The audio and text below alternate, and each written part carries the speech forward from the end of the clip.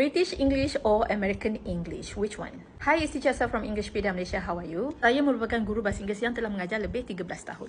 Ramai yang bersungguh-sungguh sangat nak belajar British accent lah, American accent lah sebab nak bunyi seperti native speaker.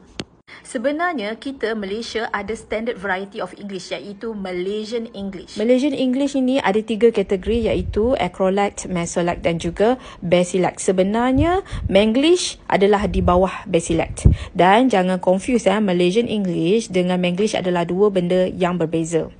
Terdapat banyak lagi variety of Englishes dalam dunia, antaranya ialah Australian English, New Zealand English, Canada English, British English, Indian English, Nigerian English dan sebagainya. Poin saya adalah kita boleh je cakap menggunakan Malaysian English and be proud of it sebab Malaysian English adalah standard English. Kita bukan nak kena bunyi macam Mak Saleh supaya orang faham. Orang yang patut faham kita.